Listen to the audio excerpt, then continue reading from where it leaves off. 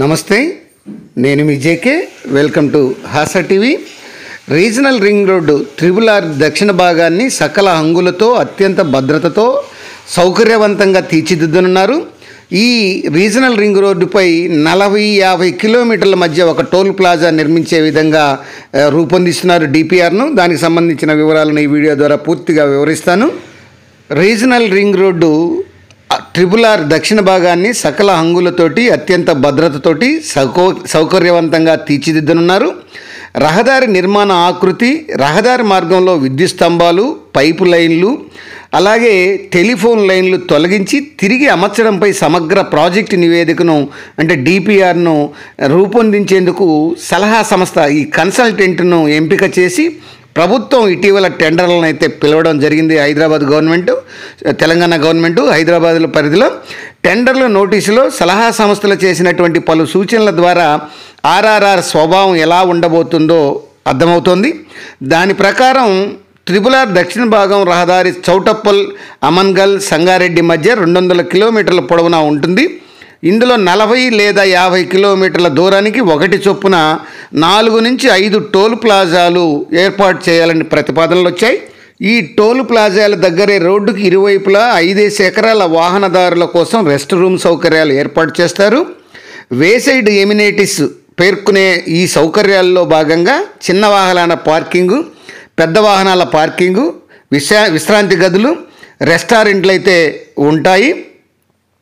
Toll ప్లాజాలు యొక్క one side amenities ఎక్కడెక్కడ ఏర్పాటు చేయాలో కన్సల్టింగ్ సంస్థలు అయితే సూచించాల్సి ఉంటుంది.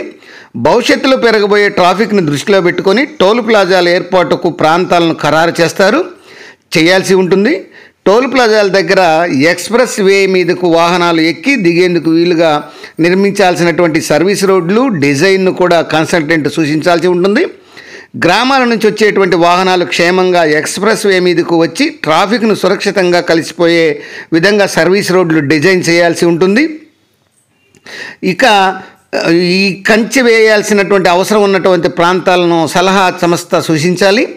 RRR పొడవున అండర్ పాసులు, కల్వర్టులు, వంతెనలకు సంబంధించినటువంటి భవిష్యత్ అవసరాలను దృష్టిలో ఉంచుకొని అంచనాలు రూపొందించాలి. వీటి విషయంలో చిన్న పొరపాటు జరిగిన తర్వాత చాలా ఇబ్బందులు వస్తాయని ప్రభుత్వం భావిస్తుంది. రోడ్డుపైకి ఎక్కే చోట, దిగే చోట నిర్మించే మేజర్ రోడ్లు ఈ యొక్క క్రాసింగ్ల మధ్య కూడా కనీస దూరం 5 కిలోమీటర్లు ఉండే విధంగా చర్యలు చేపడుతున్నారు. ఈ యొక్క ఇంటర్చేంజ్ ఆకృతులను బట్టి ఎంత భూమి అవసరమవుతుందో అంచనా వేసి సేకరించాల్సినటువంటి భూమి వివరాలను కూడా సలహా సంస్థ చెప్పాలి. ఈ రహదారి మధ్యలో వచ్చేటువంటి కొండలు, గుట్టలు, ఇతరత్ర వివరాలను 3D రూపంలో ఇవ్వాల్సి ఉంటుంది. రహదారి మార్గం అలైన్మెంట్ దగ్గర నుండి రోడ్డు నిర్మాణం విధానం సహా పలు అంశాలన్నీ సమగ్ర ప్రాజెక్టులో నివేదికలో తేలనున్నాయి. అండర్ పాస్లు, రోడ్డు ఓవర్ బ్రిడ్జీలు, క్రాసింగ్లు, జంక్షన్లు లెక్క ఈ DPRలోనే ఇక తేలనుంది.